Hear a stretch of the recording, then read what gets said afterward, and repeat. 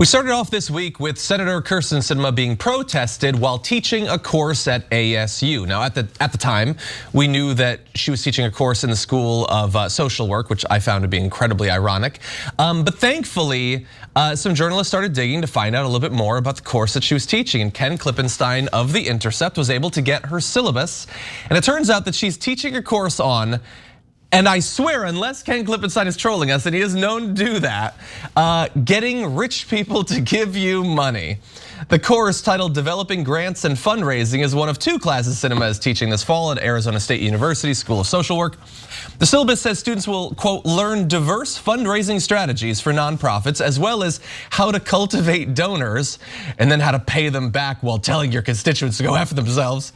It doesn't say that, but it's probably in the subtext. Including large individual donors, her favorite type, by leveraging resources like opportunistic fundraising, finding supporters for major fundraising events, and also, quote, asking for money, which, yeah, I guess that's a core part of it. The outline identifies key course concepts that you'll have to learn, like corporate giving, political strategy, influence and power, as well as more socially conscious terms like discrimination, oppression, and privilege. And the way that it's organized is those last three concepts you use in your campaign ads while you're running for office, then you forget about those and you focus on the influence and power for the remainder of your term. I think. I haven't read the full syllabus, but I think that's the way that it goes. Anyway, very glad that Ken was able to get access to this syllabus. A spokesperson for the center did not respond to a request for comment. Of course, I mean, that's their brand, is not responding to requests for comment. But I saw, when I saw this story, Cenk, I figured you'd probably get a kick out of it. Oh my God, it's like the funniest thing ever. Leave it to Ken to find a story like this. Megan, our member section, said Kenny Clips, the legend. Of course, Kenny Clips used to work here, and Intercept's a great outlet. And I love that they bothered to actually look, hey, what is she teaching? Because there was, of course, the controversy around her being taped in a bathroom, and that was at this college where she was teaching a course and she ran in and out. Okay, so now here comes the fun parts. Number one, to be fair to Kyrsten Sinema, and I'm going to be fair to her in two different ways. No, she is a subject matter expert here. If you're looking for someone who's good at raising money and can teach kids how to suck up to rich people to raise money, I don't know that I would suggest anyone that's better at it than Kyrsten Sinema. And especially when you sprinkle in, or since I'm Turkish, I could do the Salt Bay thing. When you sprinkle in the disdain for your voters, I don't know if that's part of the curriculum, okay? But that's gonna be point number two. Yeah, she's great at it. She knows exactly how to raise money in 1,000 different ways. My favorite one out of all of those, other than just asking for money. I like that was a quote, direct quote. Here's how you ask for money, give me money, okay? No, my favorite was opportunistic fundraising, which pretty much describes Kyrsten Sinema's entire career. Yeah. Okay, but now also to be fair to Kyrsten Sinema, so if anybody's gonna teach that course, it should be her. Secondarily, guys, think about it. She's actually doing something rational, and she's surprised that anybody's calling her out on it, because no one's ever called her out, or really any other politician out. She actually probably feels put upon, like, and I'm sure she does, that she feels the victim, and that she feels like, what, everybody's been doing this for decades and now I'm the bad guy? So what did she do? If you want to attain power in politics in America, this is a stone cold fact. The first thing you have to do is pretend to be progressive so that people vote for you, because everyone knows in politics, they never tell you and the media never tells you, but in politics they know for a fact that the voters are very, very progressive. Even Mitch McConnell, in his second to last election, right, the last 2 weeks of the election, ran ads saying how much he was in favor of Kentucky's version of Obamacare. He tried to kill Obamacare with every part of his being, right? Then right as people are about to vote, he's like, now remember, good people of Kentucky, I'm trying to get you healthcare just like Obama. Now that's not remotely true, but even McConnell knows he's got to lie and pretend to be progressive. So that's what Sinema did. When she was coming up and she was a nobody, she's like, oh, she's the most progressive person you ever met. And, oh my God, I'm going to fight for LGBTQ rights. I'm in that community. My God, we got to get healthcare. This is unbelievable. She did that all the way through 2018. We can go on and on. She was very progressive. I remember progressives being excited about Sinema as she was rising up through the ranks, right? And then once you establish yourself, you go to step 2, which is you then go to corporations and go, give me all the money. I'll do whatever you want. And that famous vote where she does the thumbs down was to kill higher wages for American workers.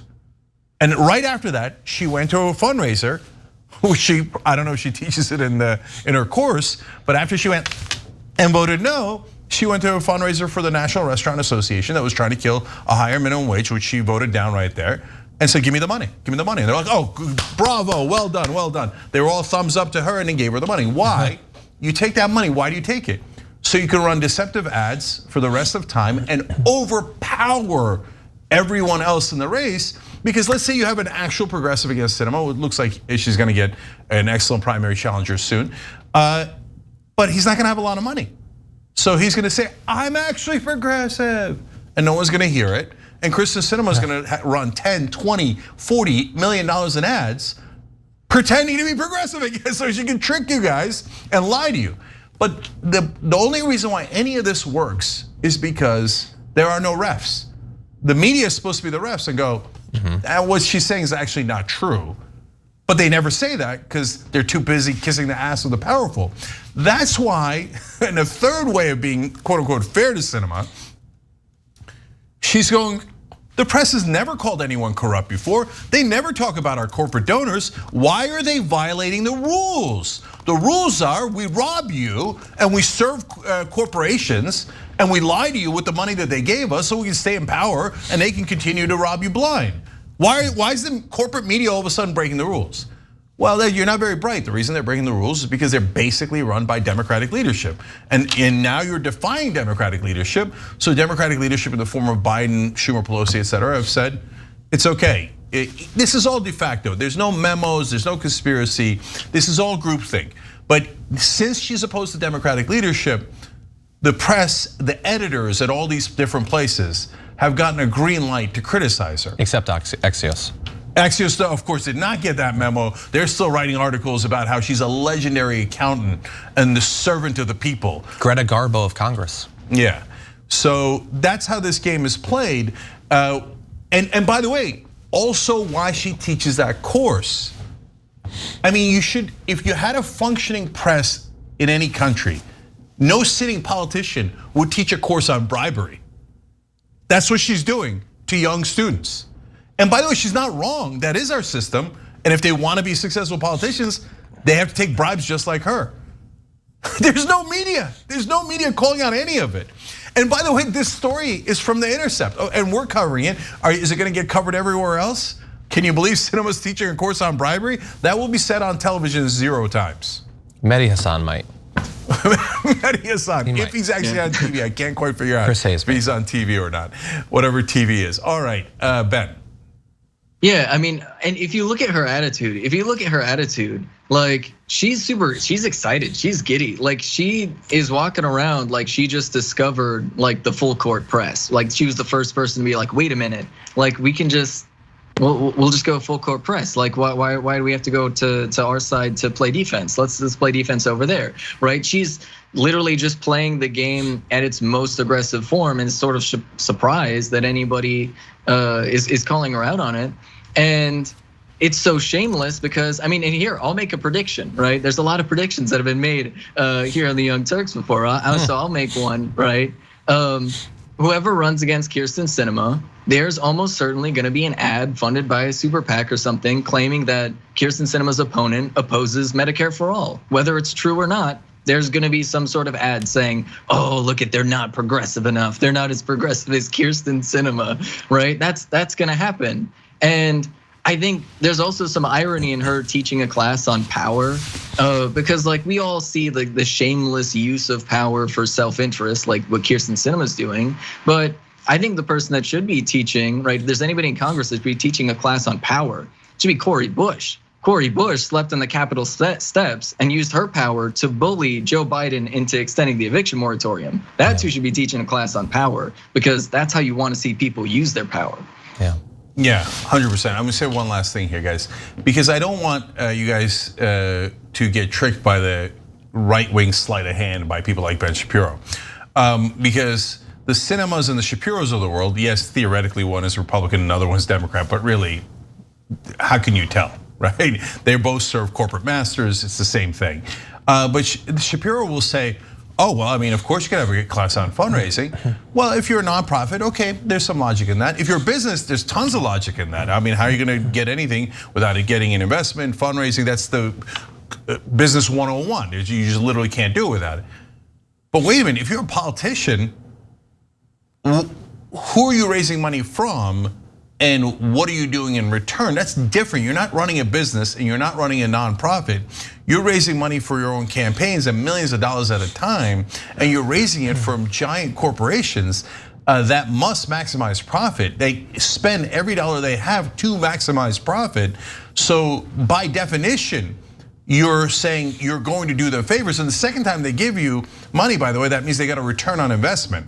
And so they think, oh, Kyrsten Sinema has been an excellent purchase for our corporation, so we are going to repurchase her, and we continue to make a lot of money off of her corruption. You can teach it. I took a class on how to raise money in business school. Taking a class on how to raise money from corporations as a politician is a class on bribery. Yeah. Period. That's all, and it's very easy to see here. So if you'd like more information about the course, you can go to the Intercept for Ken Klippenstein's piece. David Sirota on the Daily Poster has a great breakdown of the fundraising that she has done, especially in recent months. Like she's been supported by a lot of these industries for a long time, but some of the industries, including big pharma, have just flooded her with money recently. And she used to tweet about things that were very supportive of things that are in this reconciliation bill, and now all of a sudden they're huge stumbling blocks for her. It's weird how that works out. I gotta say one last thing. I knew I was treading in dangerous territory. You knew it. I didn't read the graphics. I thought a vague aside would slip through, but. All right, no, seriously, guys, if you didn't see it from earlier, she just raised $920,000 from her corporate donors. And she raised a giant amount of money from drug companies. And her new position is, you should pay higher prices for drugs. That we should do nothing in the bill that would lower drug prices. If that isn't bribery, then there is no such thing as bribery. Yet none of the major media organizations call it what it is, and you gotta wonder why. Yeah, it's marching to the beat of your own drum. All of them at the same Axios time. called it. Anyway. While they all have drug company ads running to the tune of millions of dollars. Exactly. Thanks for watching the Young Turks, really appreciate it. Another way to show support is through YouTube memberships. You'll get to interact with us more. There's live chat emojis, badges. You've got emojis of me, Anna, John, JR. So those are super fun. But you also get playback of our exclusive member-only shows and specials right after they air. So all of that, all you gotta do is click that join button right underneath the video. Thank you.